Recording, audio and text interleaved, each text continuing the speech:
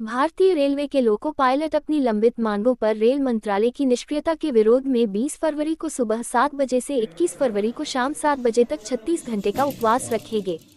Akhil Bharatiya loco pilot संघ द्वारा संचालित इस आंदोलन का उद्देश्य अत्यधिक कार्य घंटों, अपर्याप्त विश्राम अवधि, रिक्त पदों और वित्तीय शिकायतों पर चिंताओं को उजागर करना है। एसोसिएशन ने संसदीय और विशेषज्ञ समितियों की सिफारिशों का हवाला देते हुए यात्री और एक्सप्रेस ट्रेनों के लिए ड्यूटी घंटे 6 और मालगाड़ियों के लिए 8 तक सीमित करने की मांग की है। वर्तमान में लोको पायलटों को लगातार 11 घंटे तक काम करना पड़ता है, कुछ कथित तौर पर 12 से 20 घंटे तक काम करते हैं, खासकर मालगाड़ी संचालन में। एसोसिएशन ने कहा, लोको पायलटों को लंबे समय तक ड्यूटी करनी पड़ती है, जिससे उनकी एकाग्रता प्रभावित होती है और रेलवे की सुरक्षा खतरे में पड़ती है। यहां तक कि ड्यूटी के घंटे 8 तक सीमित करने की संसदीय स्थायी समिति की सिफारिश को भी नजरअंदाज कर दिया गया है। प्रदर्शनकारी पायलट 4 की बजाय लगातार 2 रात्रि शिफ्ट की सीमा की भी मांग कर रहे हैं। ड्यूटी घंटों पर एक उच्च स्तरीय समिति ने थकान के कारण सुरक्षा संबंधी चिंताओं का हवाला देते हुए 2016 में इस बदलाव की सिफारिश की थी।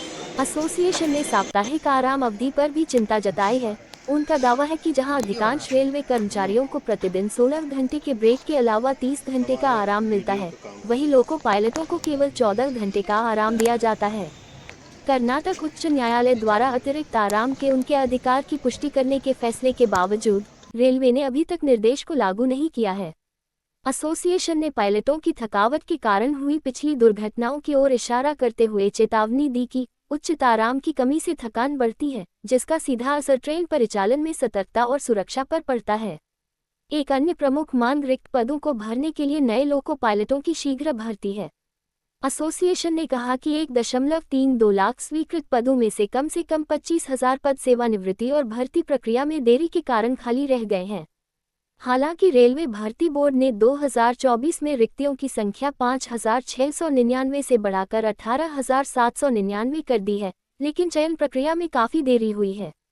इसके अलावा एसोसिएशन अन्य केंद्रीय सरकारी कर्मचारियों की तरह रनिंग भत्ते में 25% की बढ़ोतरी और किलोमीटर भत्ते पर कर छूट में वृद्धि के लिए दबाव डाल रहा है।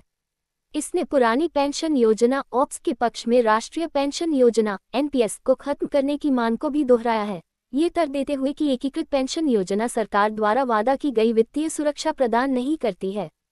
एसोसिएशन ने रेल मंत्रालय की ओर से कोई प्रतिक्रिया न मिलने पर निराशा व्यक्त की, जबकि प्रतिनिधिमंडल द्वारा रेल मंत्रालय के समक्ष मुद्दा उठाए जाने के बाद जुलाई 2024 में आश्वासन दिया गया था, जबकि उनकी शिकायतों का अध्ययन करने के लिए 2 उच्च स्तरीय समितियां गठित की गई थीं, लेकिन कोई रिपोर्ट या सिफारिशें सार्वजनिक नहीं की गई हैं। बयान में कहा गया है, सुरक्षित रेलवे परिचालन सुनिश्चित करने में लोको पायलट महत्वपूर्ण भूमिका निभाते हैं, फिर भी उनकी चिंताओं की उपेक्षा की जाती है। विरोध प्रदर्शन का उद्देश्य इन मांगों की तात्कालिकता की ओर ध्यान आकर्षित करना है। कोई समाधान न दिखने के कारण आगामी विरोध प्रदर्शन रेलवे कर्मचारियों और अधिकारियों के बीच बढ़ते तनाव को रेखांकित करता है।